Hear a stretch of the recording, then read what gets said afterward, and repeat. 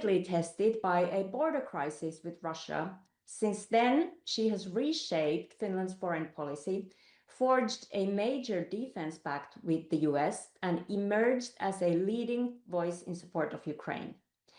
Thank you for joining us today for this interview, Minister Valtonen. Thank you so much for having me. So it's summer and the holiday season in Europe. So I must ask, have you found any time at all for Finnish summer activities, such as having sauna by the lake yet?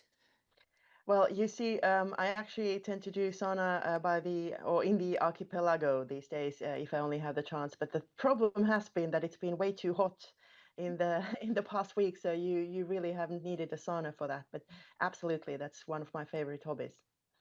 All right. So let's dive straight into one of today's hot topics. President Trump's plans regarding Russia and Ukraine. We know that President Trump spoke with European leaders, including Finland's President Stubb, on Wednesday. Can you give us any color about that call? What do the plans look like now? Well, unfortunately, I can't give you any color on these talks. Obviously, extremely confidential at this level.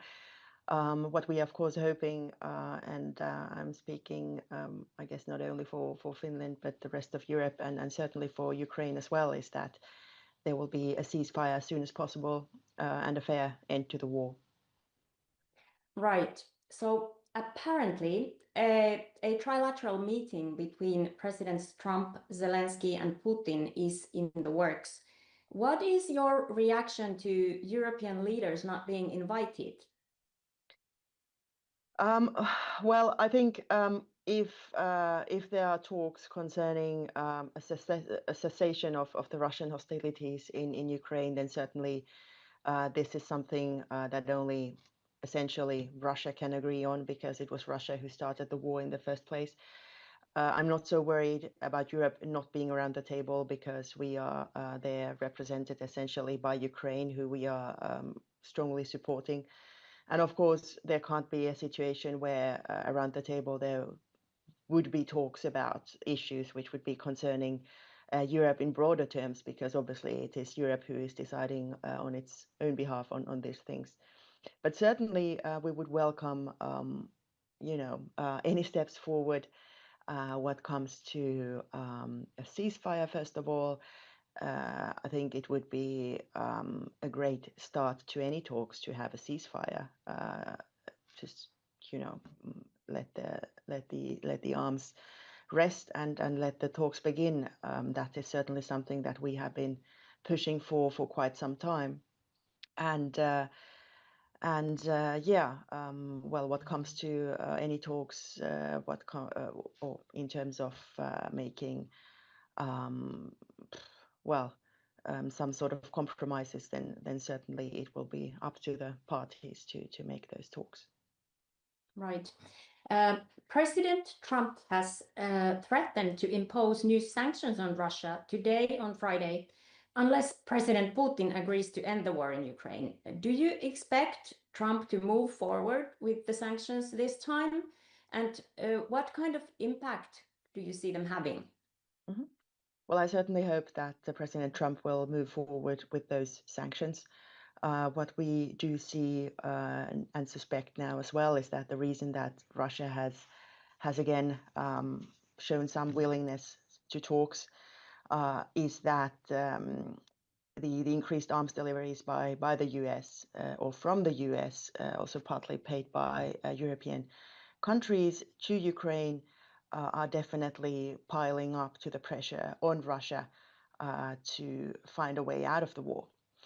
And that is certainly what we have been observing over the course of the past months as well, that unfortunately only pressure works.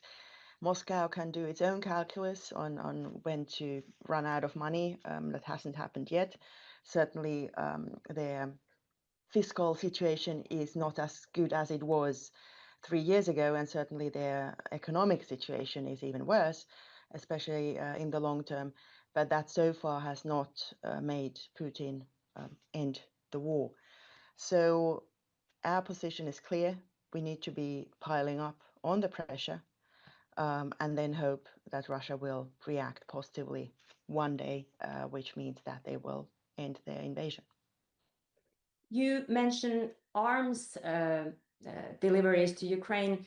Why is Finland not participating in the effort of purchasing American weapons for Ukraine? Well, Finland is one of the largest donors of military aid to Ukraine, and of course, all sorts of aid also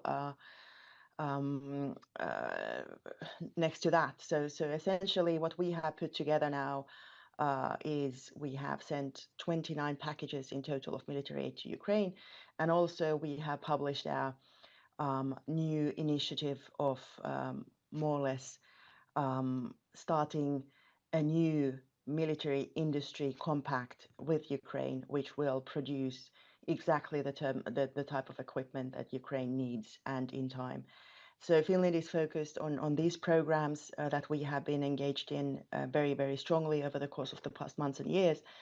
And we salute, of course, every effort by any other country to aid Ukraine in whichever way they find possible. And also it has to be said that Finland, of course, has always taken its own defense very seriously, and therefore we have had a strong inventory of military material to send over to Ukraine, unlike many other countries. So those countries who perhaps do lack their own material to send over, they can easily send euros or dollars and purchase equipment from wherever it's possible, and certainly from the US or some of the material is very strongly needed by Ukraine, which can be purchased in the US.